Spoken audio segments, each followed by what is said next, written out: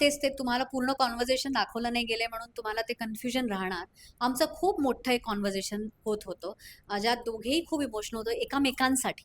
आणि मला असं वाटतं हे मी कमवलंय त्या घरात, की माझ्यासाठी कोणी एवढं फील करते किंवा मी कोणासाठी एवढं फील करू शकते. आणि काय होतं की तुम्ही ज्यांच्याशी स्ट्रॉंगली बॉन्डेड होत असता त्यांच्यासाठी तुम्हाला हे वाईटच झालं होणार ना, की कोणाचं तरी पत्र श्रेड होणार.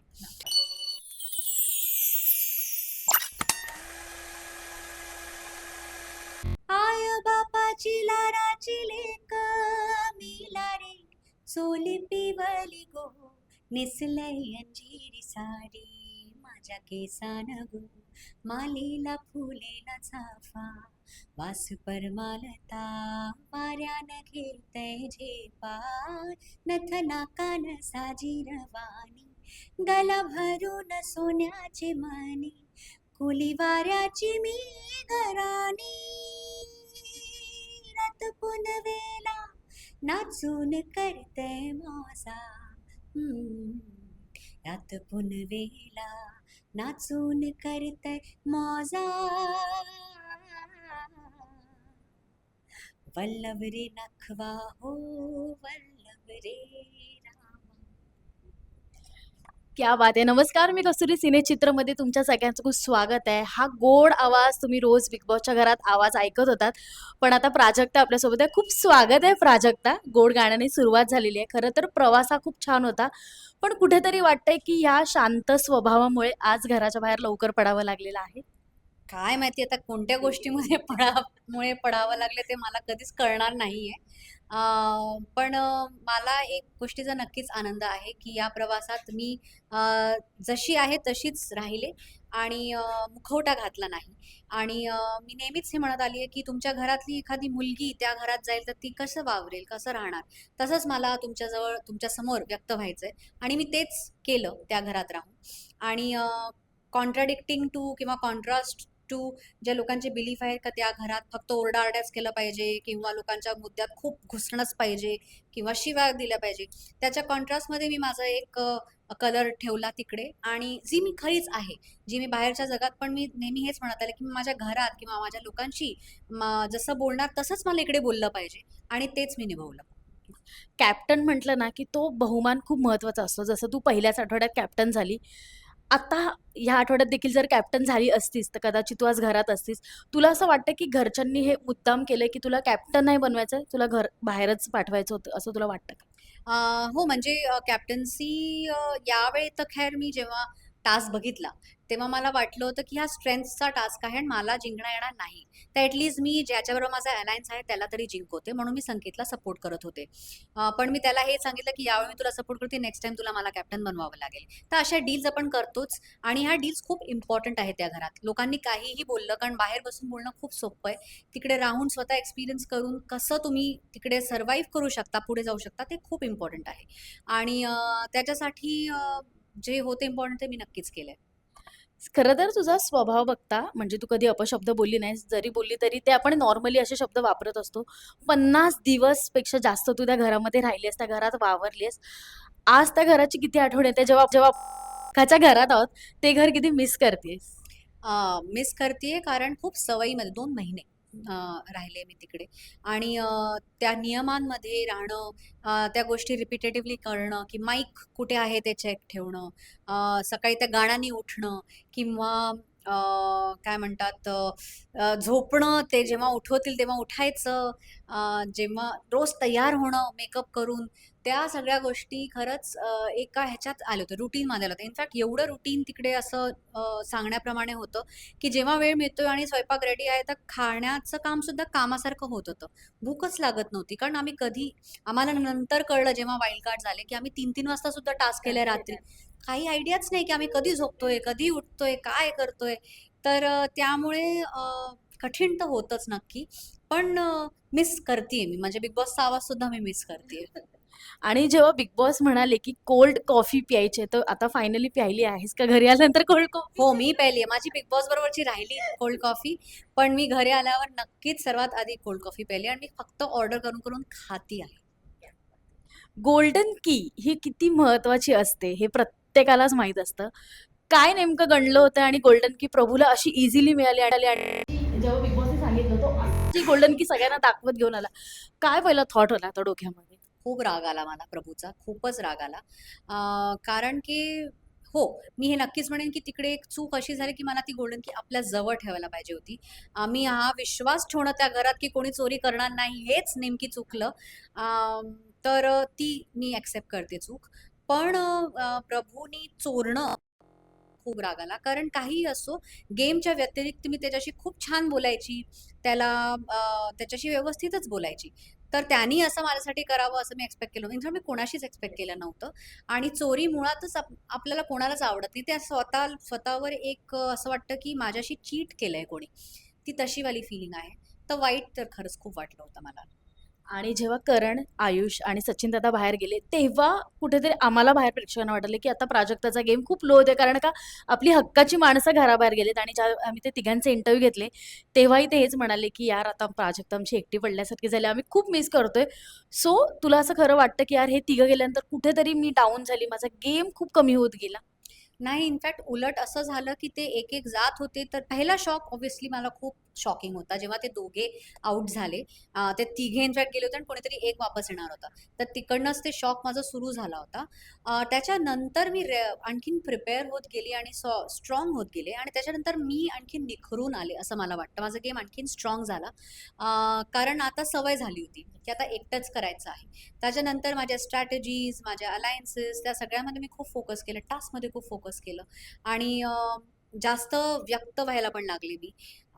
तर मला असं वाटतं, की त्याच्यामुळे त्याच्यानंतर मी आणखीन स्ट्राँग होत गेली ॲज वीक्स पास्ड बाय. आणि आता जेव्हा शेवटचा पत्राचा टास्क होता, खरं तर बझरवर हात तुझा होता, पण सागरदादांनी बझर वाजवलं आणि सगळ्यांनी सांगितलं, की सागरदादांनी बझर वाजवलं. हे तुला कितपत योग्य वाटतंय, की बझरवर जर हात माझा आहे, त्यांनी फक्त वाजवला. तुला ह्याच्यावर काय म्हणायचंय? तेच ते तुम्हाला पूर्ण कॉन्व्हर्सेशन दाखवलं नाही गेले म्हणून तुम्हाला ते कन्फ्युजन राहणार.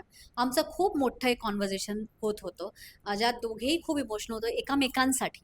आणि मला असं वाटतं हे मी कमवलंय त्या घरात, की माझ्यासाठी कोणी एवढं फील करते किंवा मी कोणासाठी एवढं फील करू शकतेय. आणि काय होतं, की तुम्ही ज्यांच्याशी स्ट्राँगली बॉन्डेड असता, त्यांच्यासाठी तुम्हाला हे वाईटच होणार ना, की कोणाचं तरी पत्र श्रेड होणार. तर तो एक दडपण होता. सागरदादांनी मला हेही म्हटलं होतं, की "ऐक ना, तू मागच्या 2 आठवड्यात हे झाली आहे, सेफ झाली आहे आणि मी डेंजर झोनमध्ये आलाय. तर मी करू का?" हा प्रश्न त्याचा एक होता. त्यानंतर मी सागरदादाला कधी एवढं व्यक्त होताना नाही बघितलं किंवा एवढं इमोशनली नाही बघितले. आणि तो लेटर तुमच्या मुलीकडनं आला असं बघून तो जो नीजवर गेला, तेही मला खूप स्ट्राँगली फील झालं. ॲट द सेम टाईम माझ्या आईचं पत्र आलंय. ते आई ही फीलिंग आपण सगळ्यांनाच माहिती सर्वात जवळची फीलिंग आहे. तो. तर हे सगळ्या भावना मिळून ना, एक इमोशनल व्यक्तीला तो दडपण येणारच. तुम्ही प्रॅक्टिकली नाही विचार करू शकत. दरवेळी गेम, गेम, गेम त्या क्षणी त्या इमोशन्समध्ये नाही नाही कळत. आणि सागरदादांनी पण ना, "दाब गं लवकर" असं करून ते केलंय.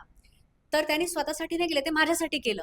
आणि आमचं दोघांचंच ते निर्णयामुळे खूप असं हे झालं, की "अरे, पण तुम्ही कन्व्हर्सेशन ऐकत होता ना?" आम्ही डिसाईड केलं शेवटी, की मी पत्र वाचते, आईचं पत्र.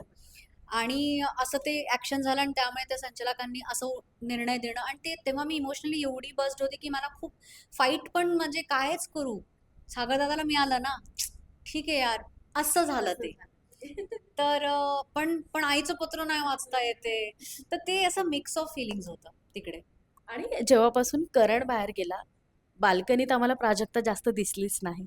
सो काय नेमकं? कारण का बाल्कनी आणि करण, प्राजक्ता हे समीकरण एक होतंच. पण जेव्हापासून करण गेला, प्राजक्ता बाल्कनीतच आम्हाला दिसली नाही. सो विशाल बरोबरची गँग आम्हाला मध्ये तू थोडीशी इन्व्हॉल्व्ड होताना दिसली. सो काय? नाही, आम्ही बसायचो. नक्कीच बसायचो. मी, सागरदादा, सचिनदादा होता तेव्हा सचिनदादा, पण सचिनदादा गेल्यावर मी आणि सागरदादा मुद्दाम बजावून तिकडे जायचो, बसायचो. कितीदा तर मी, विशाल पण बाल्कनीत बसलो आहोत काहीतरी बोलण्यासाठी आणि मी एकटी सुद्धा बसायची. पण तेच तुम्हाला मला मला किती दाखवून जातं ते माहित नाहीये.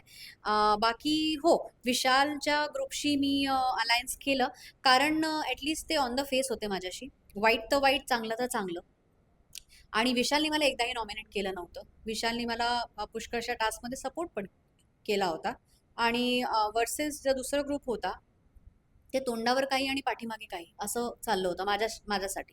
तर मला त्यांच्यावर विश्वास बसवणं खूप कठीण होतं. विशालनी पण माझ्या विश्वासाचा फायदा उचलला. पण त्याची ती एकच चूक त्यांनी एवढ्या दिवसांमध्ये केली. त्याशिवाय त्यांनी नेहमी मला सपोर्टच केलंय. तर मी जेव्हा कंपेअर करत होते ना, तेव्हा मला या ग्रुपमध्ये राहणं जास्त करेक्ट वाटत होतं माझ्या जर्नीला बघून, की आधीपासनं आत्तापर्यंत त्याने मला एकदाही नॉमिनेट केलं नाही आणि जेव्हाही करेल तो मला तोंडावर सांगून करेल.